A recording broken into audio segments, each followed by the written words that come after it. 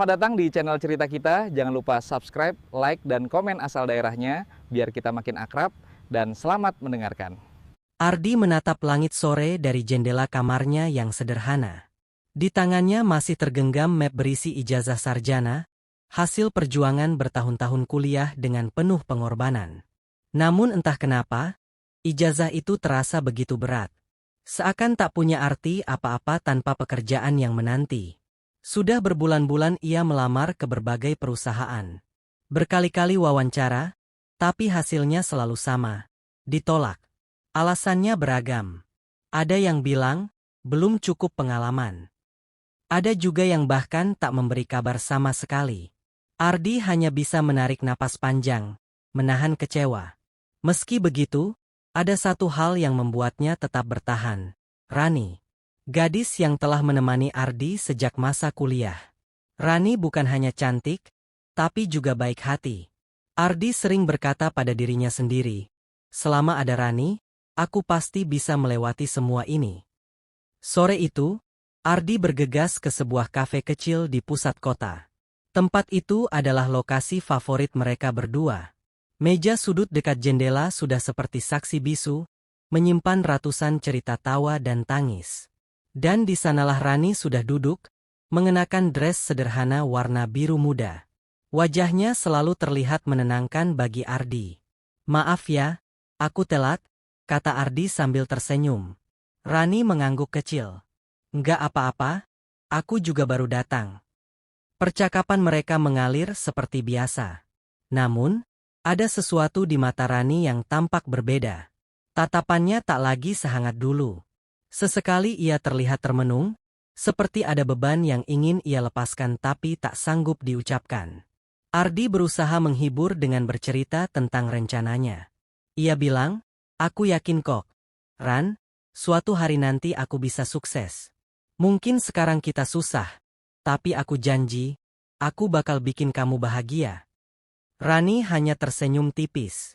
Di dalam hatinya, ia ingin percaya pada kata-kata itu. Tapi bayangan orang tuanya yang terus mendesak agar ia mencari pasangan lebih mapan, membuat pikirannya berkecamuk. Ia bingung, harus bertahan atau melepaskan. Malam itu, ketika Ardi mengantar Rani pulang, ia merasakan jarak di antara mereka semakin nyata. Bukan lagi jarak fisik, tapi jarak hati. Ardi sadar ada sesuatu yang berubah, tapi ia memilih diam. Sesampainya di kamar, Ardi duduk di tepi ranjang, menatap map ijazahnya lagi. Dalam hati ia berkata pelan, aku harus bisa. Aku nggak boleh kalah. Aku ingin bahagiain Rani. Dengan mata yang mulai basah, ia menutup mata dan mencoba tidur. Hari esok mungkin sama beratnya. Tapi bagi Ardi, selagi Rani ada di sisinya, ia percaya semua akan baik-baik saja. Pagi itu, Rani duduk di ruang makan rumahnya. Meja penuh dengan hidangan lezat, tapi entah mengapa lidahnya terasa hambar. Ibunya, Bu Ratih, menatapnya dengan sorot mata serius. Rani, ucap ibunya pelan namun tegas, kamu sudah lulus kuliah. Umurmu juga sudah cukup. Ibu rasa, ini saatnya kamu memikirkan masa depan yang lebih jelas. Rani terdiam, menunduk. Ia tahu apa maksud dari kalimat itu. Sejak beberapa bulan terakhir, orang tuanya memang terus menyinggung soal Ardi, lelaki sederhana yang masih berjuang mencari kerja. Ayahnya bahkan pernah berkata, kalau kamu terus bersama Ardi, hidupmu akan berat. Dia memang baik, tapi kebaikan saja tidak cukup untuk membangun rumah tangga. Kata-kata itu menusuk hati Rani. Ia tahu Ardi berjuang sekuat tenaga, tapi kenyataan pahit soal ekonomi membuatnya bimbang. Apalagi di lingkungannya, banyak teman sebaya yang sudah bertunangan dengan pria mapan, punya mobil, dan hidup berkecukupan. Siang harinya, Rani bertemu Ardi di taman kota. Ardi datang dengan wajah penuh semangat, membawa kabar kecil yang ingin ia bagikan. Ran, tadi pagi aku dapat panggilan kerja lagi. Memang bukan perusahaan besar, tapi siapa tahu kali ini ada rezekinya, katanya dengan senyum penuh harapan.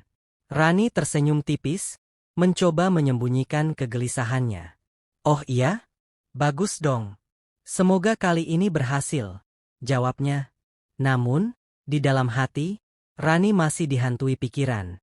Sampai kapan aku harus menunggu? Apa aku sanggup bertahan? Ardi lalu menggenggam tangan Rani. Aku tahu kamu sering khawatir. Tapi percayalah, aku nggak akan pernah menyerah. Aku ingin bahagiain kamu, Ran. Aku janji. Rani menunduk. Ada rasa hangat ketika mendengar janji itu, tapi juga ada ketakutan yang tak bisa ia redam. Air matanya hampir jatuh, namun ia cepat-cepat mengusapnya sebelum Ardi melihat. Malam itu, Rani kembali ditekan oleh ayahnya. Besok Pak Hendra mau datang. Dia itu teman lama ayah. Anaknya pengusaha muda, sukses, tampan, dan seumuran denganmu. Ayah ingin kamu kenal dia. Pak, tapi aku sudah punya Ardi. Ardi? Potong ayahnya dengan nada tinggi. Ardi itu anak baik, tapi dia miskin. Rani, apa kamu mau hidup susah? Kamu lihat sendiri, sampai sekarang dia masih menganggur. Kata-kata itu membuat hati Rani semakin kacau. Malamnya ia menangis di kamar, memeluk bantal dengan erat. Ia merasa seperti terhimpit di antara cinta dan kenyataan. Ardi adalah sosok yang ia cintai, tapi masa depan bersama pria lain seakan lebih pasti di mata keluarganya. Sementara itu, di kamar sederhananya, Ardi juga tak bisa tidur. Ia menatap layar ponsel, membaca pesan singkat dari Rani yang hanya berbunyi. Aku lelah, Di. Aku butuh waktu. Ardi terdiam, menahan sesak di dada. Ia tahu, perlahan-lahan ia sedang kehilangan sesuatu yang paling berharga dalam hidupnya. Namun, ia memilih tetap percaya. Dengan mata basah, Ardi berbisik lirih. Aku akan berjuang, Ran. Demi kamu. Aku nggak akan berhenti. Dan malam itu pun berlalu, dengan dua hati yang sama-sama gelisah, namun dipisahkan oleh bayangan masa depan yang berbeda. Hari itu, matahari pagi menembus jendela kecil kamar Ardi. Ia baru saja pulang dari kerja serabutan, mengangkat barang di pasar malam. Tubuhnya lelah, tangannya terasa pegal, tapi senyum tetap terukir di wajahnya.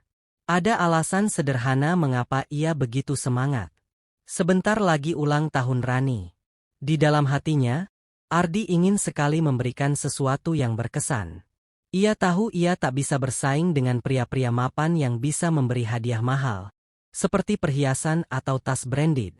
Namun, Ardi percaya, hadiah yang tulus dari hati pasti lebih berarti. Malam itu, ia duduk di meja belajarnya yang penuh tumpukan buku lama. Di hadapannya ada celengan kecil berbentuk ayam jago. Ia membuka tutupnya, menuangkan isi koin receh dan beberapa lembar uang lusuh ke atas meja. Ardi menghitung dengan hati-hati. Jumlahnya tak banyak, hanya cukup untuk membeli sesuatu yang sederhana. Sambil tersenyum getir, ia berbisik pada dirinya sendiri. Semoga Rani nggak kecewa. Aku cuma bisa kasih ini, tapi aku yakin, cintaku jauh lebih besar daripada apapun. Keesokan harinya, Ardi berjalan menyusuri jalan-jalan kecil kota. Ia keluar masuk beberapa toko, mencari hadiah yang tepat. Akhirnya, ia menemukan sebuah kalung kecil dengan liontin berbentuk hati di etalase toko perhiasan sederhana. Bukan emas murni, hanya perhiasan imitasi berkualitas, tapi kilauannya indah di mata Ardi. Dengan sedikit ragu, ia bertanya pada penjaga toko. Harga kalung ini, berapa, Mbak? Petugas itu menyebutkan harga, dan Ardi langsung membuka dompet lusuhnya. Uang yang ia kumpulkan pas-pasan, bahkan setelah membayar, dompetnya benar-benar kosong. Namun, senyum lebar terukir di wajahnya. Ia merasa lega, karena kini ia bisa memberi sesuatu untuk orang yang paling ia cintai. Malam itu, Ardi pulang dengan langkah ringan. Ia meletakkan kotak kecil berisi kalung itu di meja belajarnya, menatapnya lama-lama. Dalam hatinya, ia membayangkan senyum Rani saat menerimanya. Itulah bayangan yang membuatnya yakin semua usahanya tidak sia-sia. Namun, jauh di tempat lain, Rani justru sedang duduk termenung di kamarnya. Ia baru saja menerima pesan dari orang tuanya tentang pesta ulang tahunnya yang akan digelar sederhana di rumah, dengan mengundang beberapa kerabat. Orang tuanya diam-diam juga berencana mengenalkan Rani pada anak seorang pengusaha muda yang akan hadir di acara itu. Rani terdiam, menggenggam ponselnya. Ia ingin mengabari Ardi, tapi takut suasana menjadi kacau. Air matanya jatuh tanpa ia sadari. Kenapa harus serumit ini? Tuhan, bisiknya lirih. Di sisi lain, Ardi menulis sebuah kartu kecil yang ia buat sendiri dari kertas bekas. Tulisan tangannya sederhana, tapi penuh ketulusan. Selamat ulang tahun, Rani. Semoga kamu selalu bahagia. Mungkin aku belum bisa jadi yang terbaik untukmu hari ini. Tapi suatu saat nanti, aku janji akan membahagiakanmu dengan cara yang lebih layak. Dari Ardi. Ia melipat kartu itu dengan hati-hati, menyelipkannya ke dalam kotak hadiah. Sambil menatap bintang di langit malam, Ardi berdoa dalam hati. Ya Tuhan, semoga hadiah kecil ini cukup untuk menunjukkan betapa aku mencintainya. Dan malam itu, Ardi tertidur dengan senyum. Ia tak tahu bahwa besok adalah hari yang akan mengubah segalanya. Pagi itu, udara terasa lebih segar dari biasanya. Ardi bangun lebih awal, dengan senyum yang tak bisa ia sembunyikan. Hari ini adalah hari istimewa, hari ulang tahun Rani. Ia duduk di depan cermin kecil di kamarnya, merapikan rambut dengan sisir kayu. Meski bajunya hanya kemeja sederhana yang sudah agak pudar warnanya, ia berusaha tampil sebaik mungkin. Kotak kecil berisi kalung yang ia beli kemarin diletakkan di saku kemejanya, tersimpan rapi seperti harta paling berharga. Semoga Rani suka, gumamnya lirih, sambil menatap cermin dengan mata berbinar. Sepanjang jalan menuju rumah Rani, langkah Ardi terasa ringan.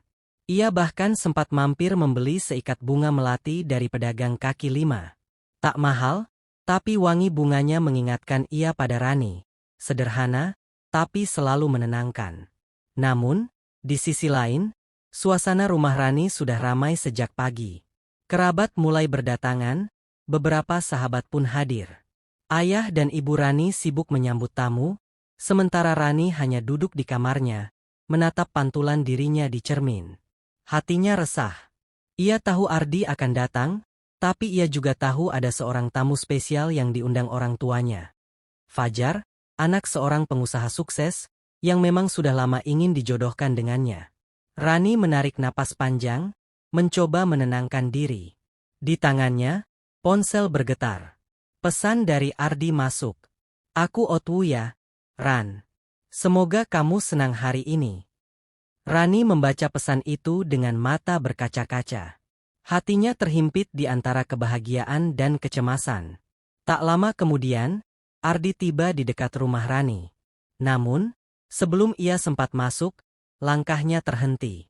Dari kejauhan, ia melihat halaman rumah yang ramai.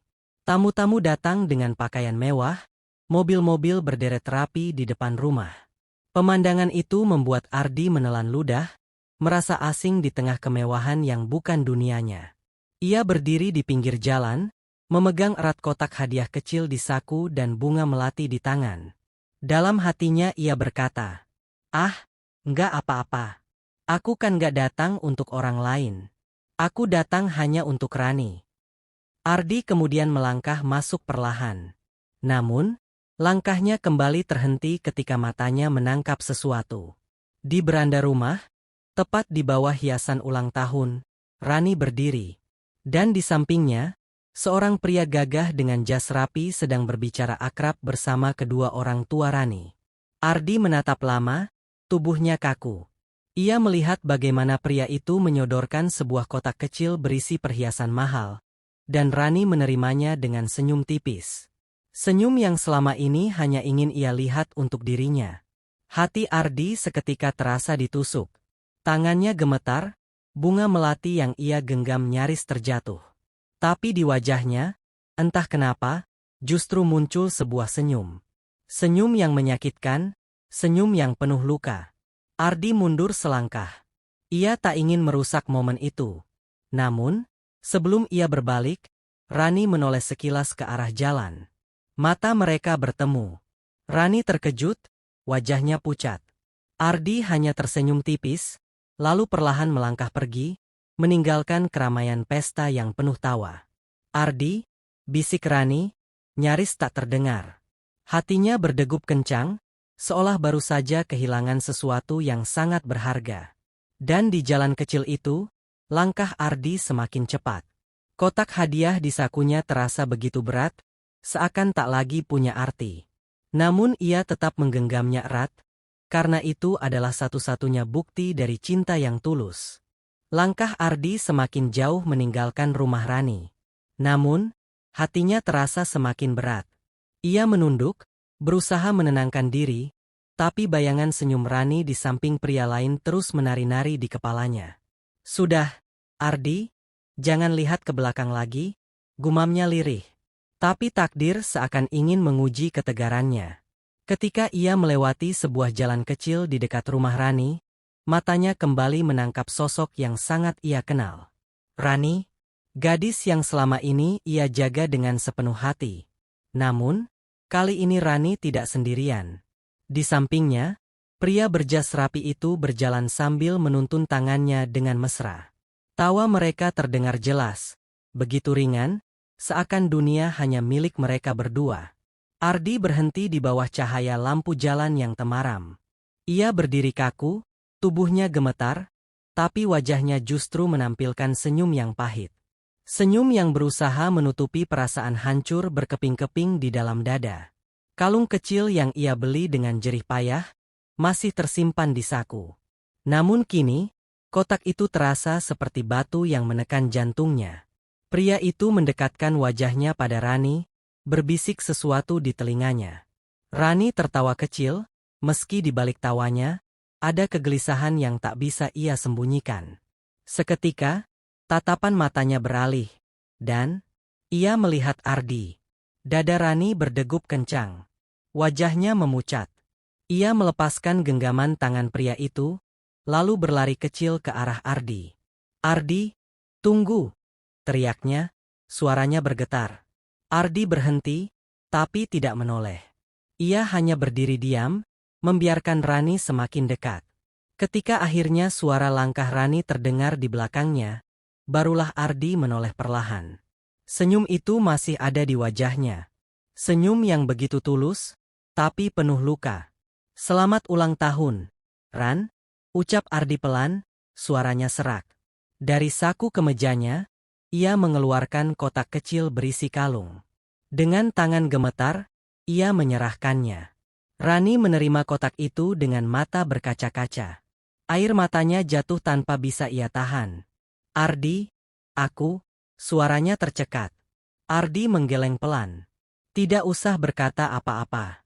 Aku hanya ingin kamu bahagia. Itu saja." Rani menangis, sementara pria yang tadi bersamanya berdiri tak jauh, menatap dengan ekspresi bingung sekaligus terganggu. Ardi menatap Rani untuk terakhir kalinya malam itu. Tatapannya penuh cinta, tapi juga penuh keikhlasan. Lalu ia membalikkan badan, melangkah pergi, meninggalkan Rani yang masih berdiri di sana dengan air mata bercucuran. Di setiap langkah yang ia ambil, hatinya semakin hancur. Namun, ia tahu, cinta tidak selalu berarti memiliki. Kadang, cinta adalah tentang merelakan, meski harus menanggung luka sendiri. Dan malam itu, di jalan kecil yang sepi, Ardi berjalan sendirian dengan senyum yang semakin samar. Senyum yang menutupi tangis hatinya yang paling dalam. Sejak kejadian itu, hidup Raka berubah. Ia menjadi bahan gunjingan di kampus, bahkan dosen pun mulai memperlakukannya berbeda. Ada yang berbisik, ada yang menatap penuh iba, tapi kebanyakan justru mencibir. Namun, yang paling menyakitkan adalah ketika sahabat dekatnya, Bayu, ikut menjauh.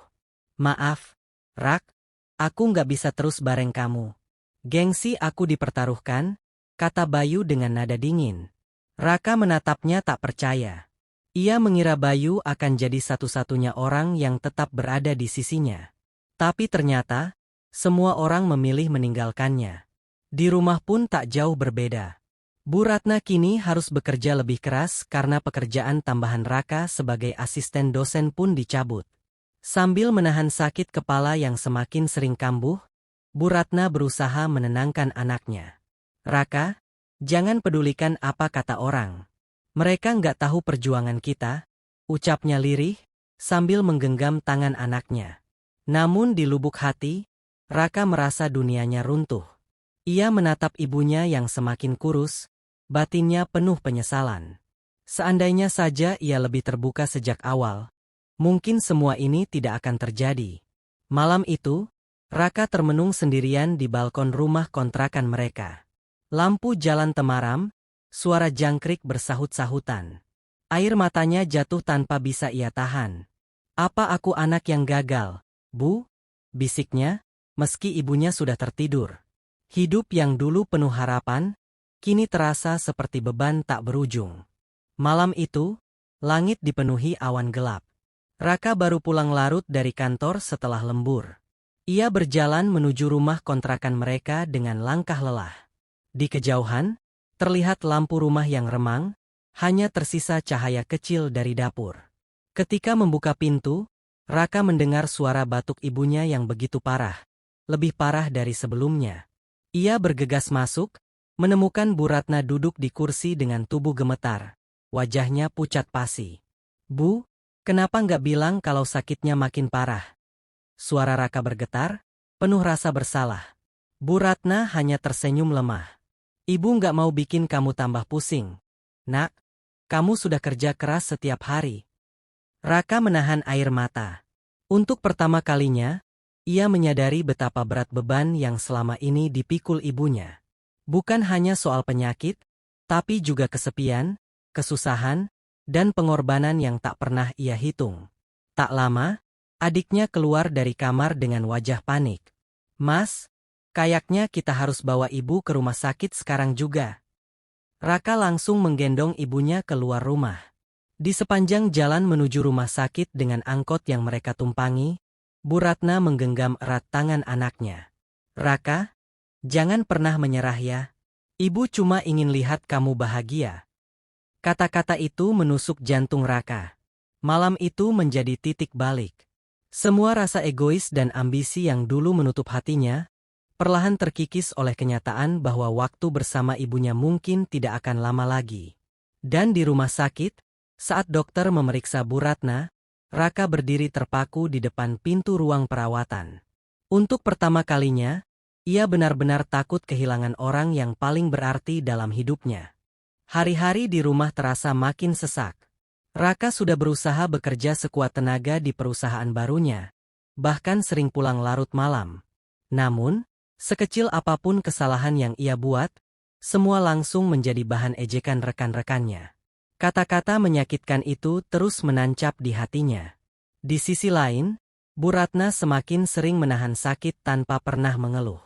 Ia hanya tersenyum setiap kali Raka pulang, meski tubuhnya semakin lemah. Raka kadang kesal melihat ibunya yang terus memaksakan diri. Ia tak mengerti mengapa ibunya selalu menutupi penderitaan yang jelas-jelas terlihat. Suatu malam, saat hujan deras mengguyur, Raka mendengar suara batuk keras dari kamar ibunya.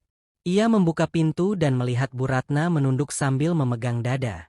Ada bercak darah di sapu tangan yang ia sembunyikan cepat-cepat. "Bu, kenapa gak bilang dari awal?" seru Raka panik. Bu Ratna tersenyum lemah. "Nak, ibu gak mau jadi bebanmu. Kamu harus fokus kerja, jangan pikirkan ibu." Kalimat itu justru menusuk hati Raka lebih dalam. Untuk pertama kalinya ia benar-benar merasa gagal. Ia bekerja keras, tapi tak bisa membuat ibunya tenang. Keesokan harinya, kabar buruk datang.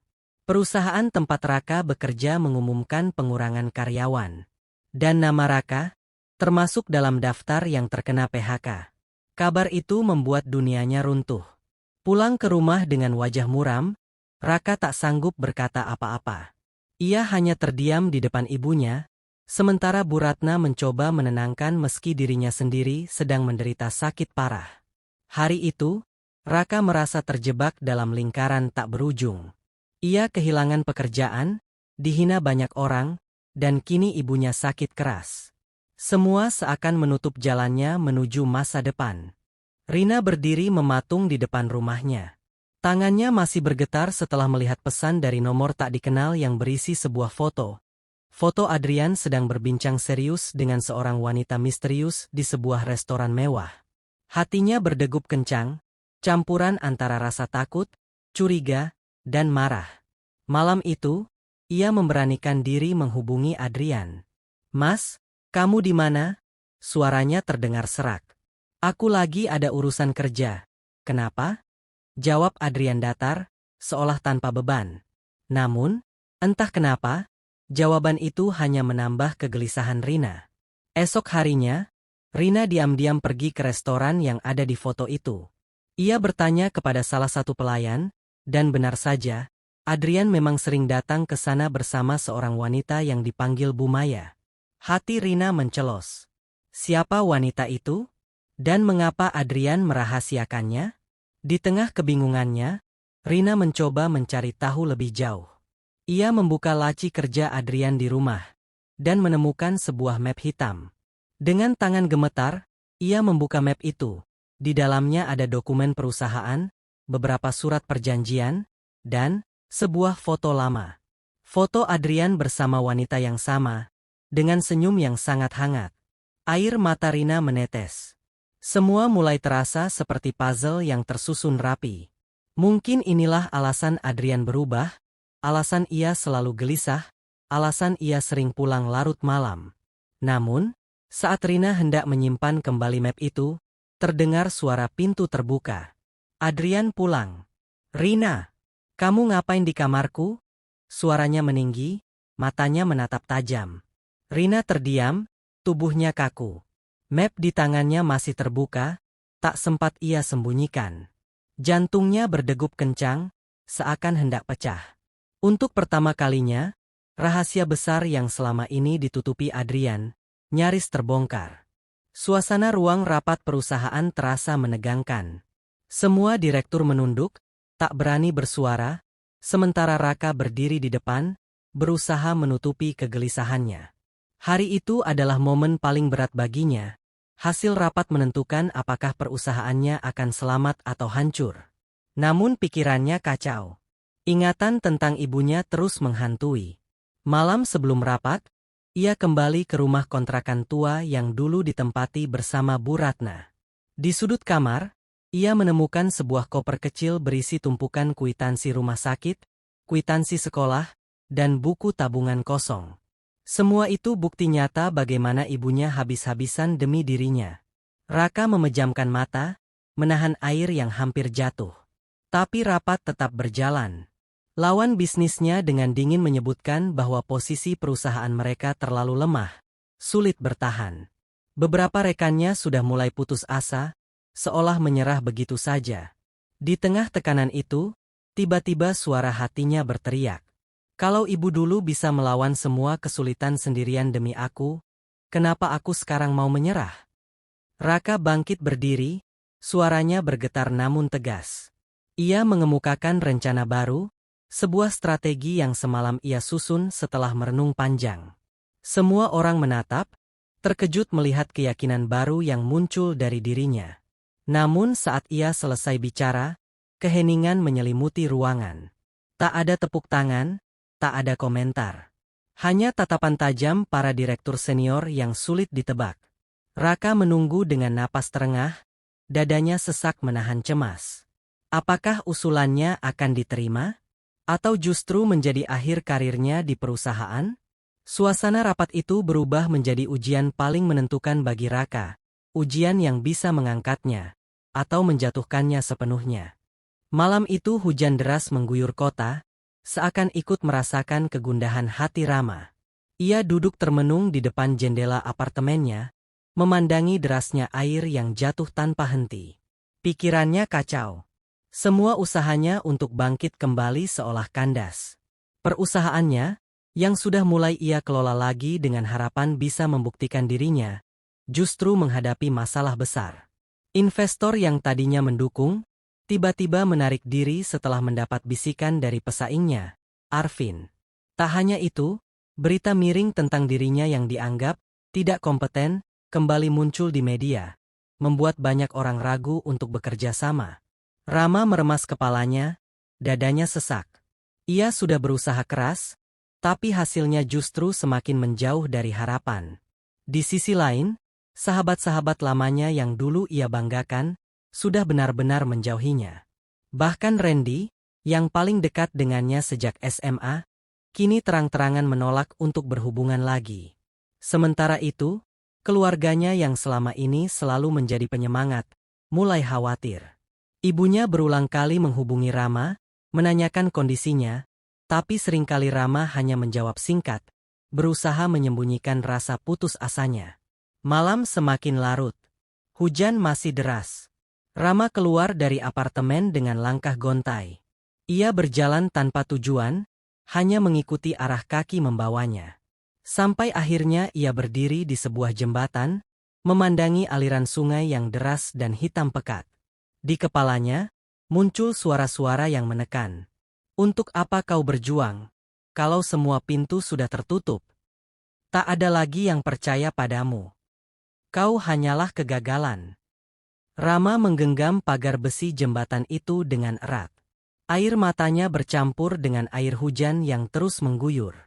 Semua jalan terasa buntu. Semua harapan serasa hancur. Tapi tepat saat pikirannya semakin gelap, samar-samar ia mendengar suara lirih seorang bapak tua yang duduk di sisi jalan, berteduh di bawah jembatan.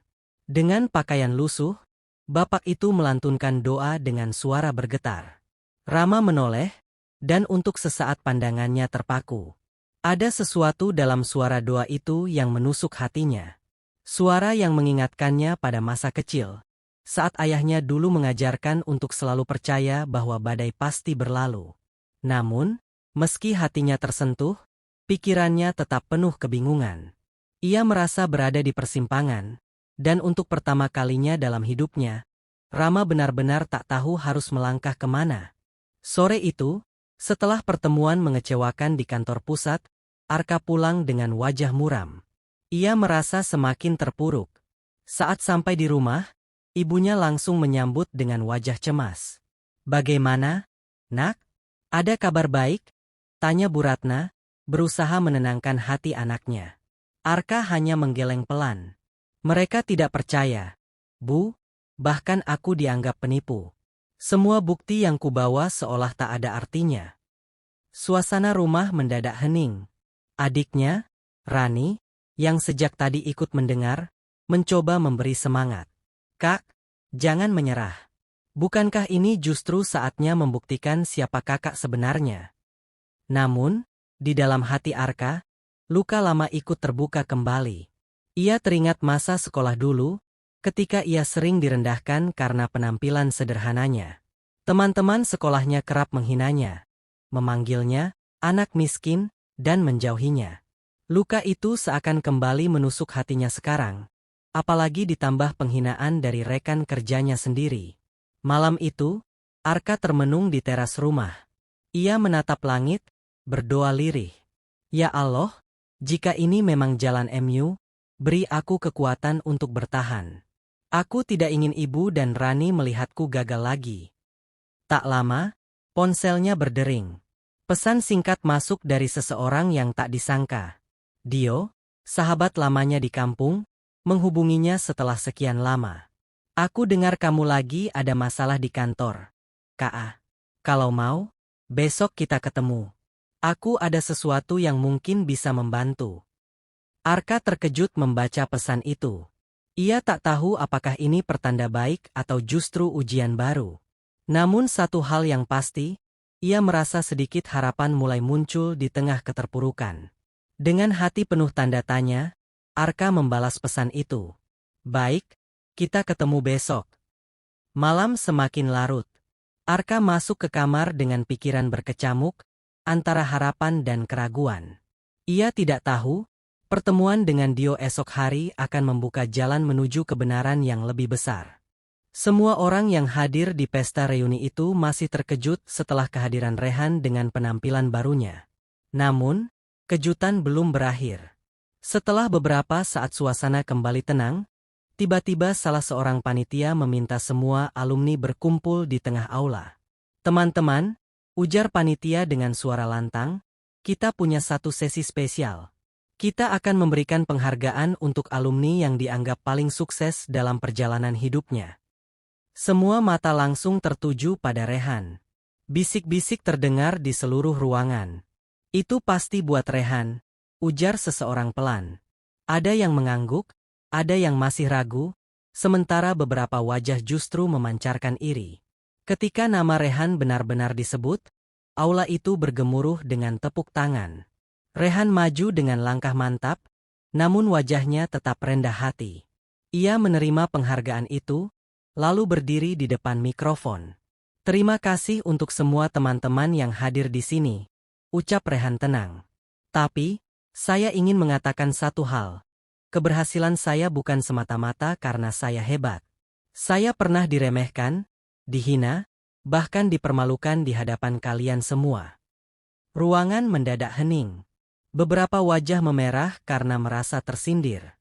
Rehan melanjutkan, "Tapi justru dari hinaan itulah saya belajar.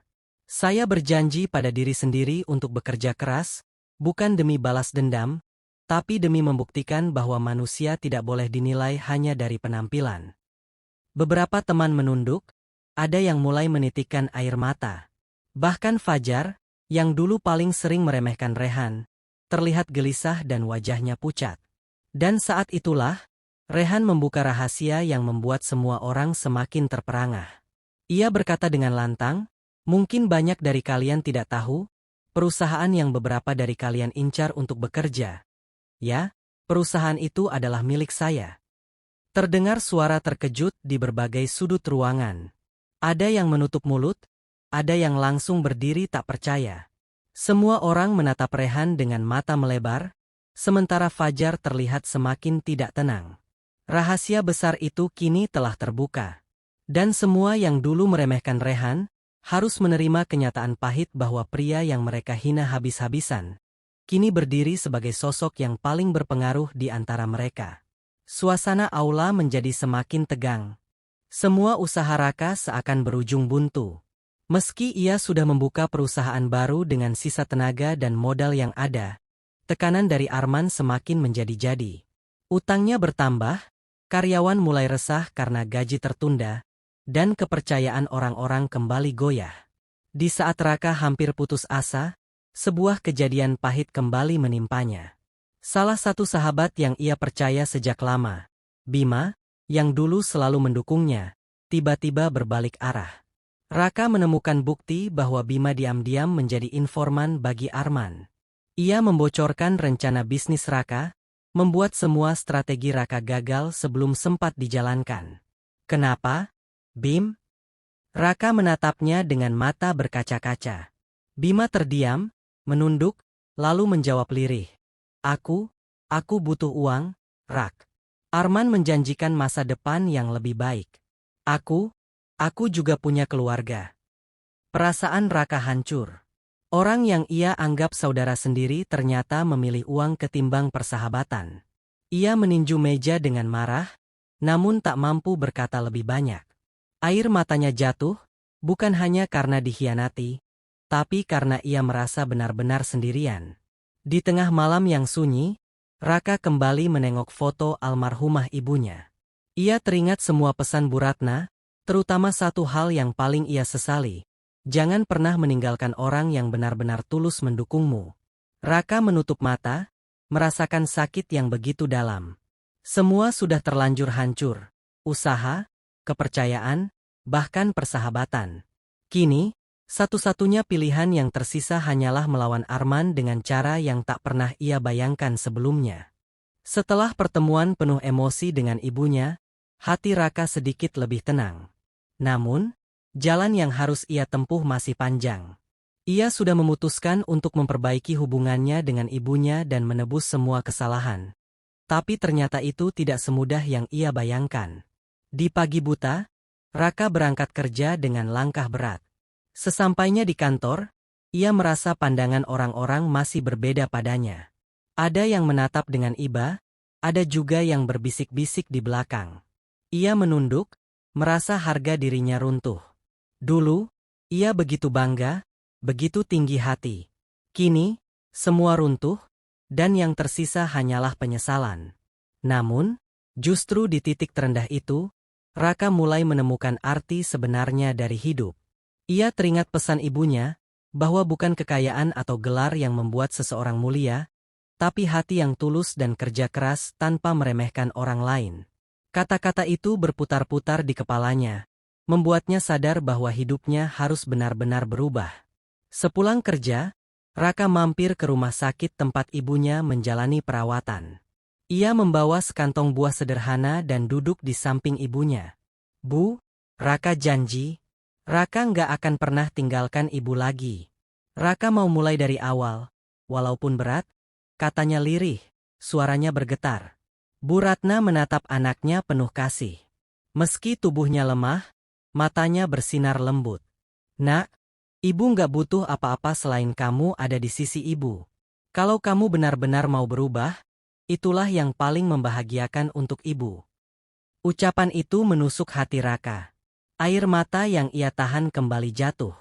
Untuk pertama kalinya setelah sekian lama, ia merasa damai, meski keadaannya masih serba sulit. Ia tahu, ini bukan akhir, tapi awal dari perjuangan barunya. Dalam hati, Raka bertekad, ia akan bekerja lebih keras, menata hidupnya kembali, dan yang paling penting, menjadi anak yang selalu ada untuk ibunya. Tidak peduli betapa berat jalannya, ia siap menghadapi. Di malam itu, sebelum tidur, Raka menatap langit-langit kamarnya. "Ya Allah," bisiknya lirih, "jangan biarkan aku menyia-nyiakan kesempatan kedua ini. Bimbing aku, agar aku bisa jadi anak yang berbakti." Dan malam itu pun terasa berbeda. Ada harapan baru, meski kecil, yang mulai tumbuh dalam hati Raka. Raka masih terpukul meski perlahan kehidupannya mulai membaik. Beasiswa itu membuatnya bisa melanjutkan kuliah tanpa lagi memikirkan biaya, tapi hatinya masih penuh penyesalan. Setiap malam, Raka menatap foto ibunya yang tergantung di kamar kos sederhana. Air matanya jatuh tanpa bisa ditahan. Ia sering berbisik lirih, "Bu, andai aku bisa memutar waktu." Suatu hari, dosennya meminta Raka menjadi pembicara di sebuah seminar kampus. Tema yang harus ia bawakan adalah tentang pengorbanan orang tua dan perjuangan anak dalam meraih mimpi. Mendengar tema itu, hati Raka serasa ditusuk. Di hadapan ratusan mahasiswa, suaranya bergetar saat menceritakan kisah ibunya. Ia tidak menyebut nama, tapi setiap kalimat adalah pengakuan dosa dan penyesalan. Banyak mahasiswa meneteskan air mata mendengarnya. Seusai acara, beberapa mahasiswa menghampirinya dan berkata bahwa cerita itu menginspirasi mereka untuk lebih menghargai orang tua. Namun bagi Raka sendiri, rasa hampa masih menguasai hatinya. Malam itu, ia menulis di buku catatan kecilnya, "Aku bisa sukses, bisa bahagia, tapi tanpa ibu, semua ini terasa kosong. Luka ini belum sembuh, dan mungkin tidak akan pernah sembuh." Aku memandangi Arman yang kini duduk di kursi roda, wajahnya pucat dan tubuhnya tampak semakin kurus. Semua kesombongannya dulu kini seakan hilang, berganti dengan tatapan kosong penuh penyesalan. Di satu sisi, hatiku masih menyimpan luka yang dalam. Tapi di sisi lain, ada bagian diriku yang merasa kasihan. Sejak kecelakaan itu, akulah yang merawatnya. Mengganti pakaiannya, menyuapinya makan, bahkan menemaninya ketika malam-malam tubuhnya gemetar menahan sakit. Seringkali aku menangis diam-diam, bertanya pada diri sendiri, mengapa aku masih di sini? Mengapa aku tidak pergi saja? Namun, setiap kali aku melihat wajahnya, aku teringat masa-masa dulu ketika ia pertama kali melamarku, ketika ia masih pria sederhana yang penuh cinta. Rasa itu, entah bagaimana, membuatku tetap bertahan. Malam itu, di teras rumah, Arman akhirnya berbicara dengan suara serak. "Aku, nggak pantas kamu rawat. Aku sudah menghancurkan hati kamu. Kalau mau pergi, aku nggak akan tahan." Aku terdiam, air mata menetes tanpa bisa kutahan. Kata-katanya seperti pisau yang menusuk dalam, tapi juga membuka ruang untuk kejujuran. Aku memang sakit hati, jawabku pelan, tapi aku juga nggak tega ninggalin kamu dalam keadaan begini. Mungkin, ini jalan Allah supaya kita sama-sama belajar. Arman menunduk, bahunya bergetar. Itu pertama kalinya aku melihatnya menangis, benar-benar menangis, tanpa gengsi, tanpa topeng kesombongan.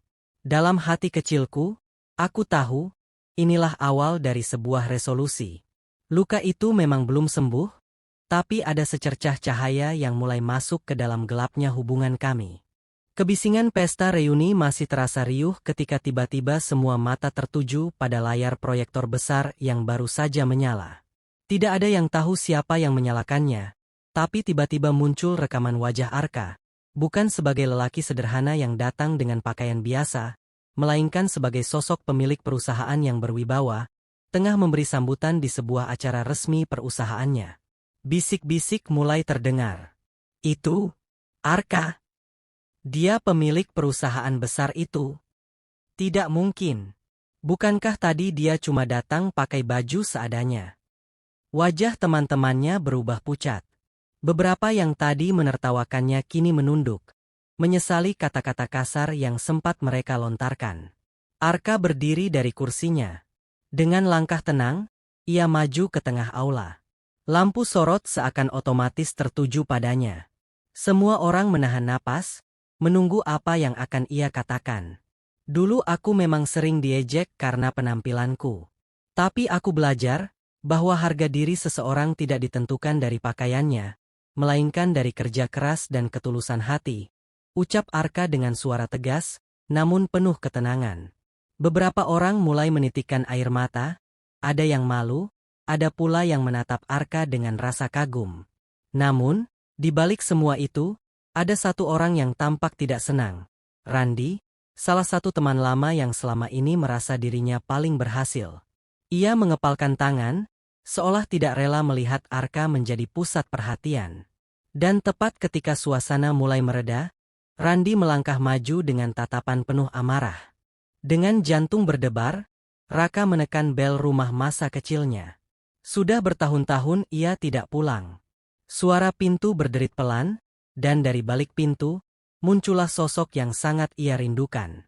Raka? Suara parau itu terdengar, nyaris tak percaya. Di hadapannya, berdiri Bu Ratna. Wajahnya sudah dipenuhi keriput, tubuhnya jauh lebih kurus daripada yang ia ingat. Mata tuanya berkaca-kaca, seolah tak yakin bahwa anaknya benar-benar kembali. Ibu, Raka tercekat. Langkahnya gemetar, tapi akhirnya ia berlari memeluk ibunya. Tangisan pecah di antara mereka. Bu Ratna terisak sambil membelai rambut anaknya. Nak, ibu pikir kamu sudah benar-benar melupakan ibu. Ibu hampir menyerah menunggumu pulang. Raka menangis di pelukan ibunya. Maafkan aku, Bu. Aku butuh waktu lama untuk menyadari semua pengorbananmu. Aku pulang untuk menebus semua kesalahanku. Pelukan itu erat, lama, dan penuh penyesalan sekaligus kebahagiaan. Namun, kebahagiaan itu sedikit ternodai ketika Bu Ratna tiba-tiba terbatuk keras. Raka panik. Bu, ibu kenapa? Dengan senyum lemah, Bu Ratna berkata lirih, ibu sudah menunggu lama hanya untuk bisa bertemu kamu lagi. Sekarang ibu bisa lega, nak. Raka menatap ibunya dengan air mata terus mengalir.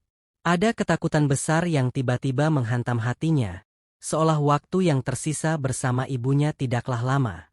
Air mata menetes di wajah semua orang saat keheningan menyelimuti ruangan itu. Kalimat terakhir Raka sebelum menutup mata seolah menjadi penutup dari perjalanan panjangnya. Ia sempat tersenyum, meski lemah, lalu menggenggam tangan ibunya erat. Terima kasih, Bu, aku pulang. Suara itu nyaris tak terdengar, namun cukup membuat dada Bu Ratna berguncang hebat. Jeritan tertahan pecah, memeluk tubuh anaknya yang kini terbaring tenang, tanpa rasa sakit. Hari itu, seluruh desa ikut mengiringi kepergian Raka. Langkah-langkah pelan di pemakaman menjadi saksi betapa banyak orang yang menyayanginya, meski dulu ia sempat tersesat. Semua menunduk, larut dalam doa. Bu Ratna berdiri di sisi pusara, wajahnya sembab, tapi ada keteguhan di matanya. Ia sadar, perjuangannya sebagai seorang ibu berakhir di sini, dengan kehilangan yang paling berat. Namun, ia juga tahu bahwa cinta dan pengorbanan seorang ibu tak pernah sia-sia. Sore itu, langit seakan ikut berduka. Hembusan angin membawa bisikan doa, sementara Bu Ratna menatap makam anaknya sambil berbisik lirih. "Tenanglah, nak. Ibu sudah ikhlas. Semoga Allah menerima semua amalmu." Dengan begitu, cerita pengorbanan, penyesalan, dan cinta yang tak pernah padam itu akhirnya mencapai akhir. Sebuah akhir yang pahit, namun juga penuh makna, tentang kasih seorang ibu yang bertahan sampai titik darah penghabisan.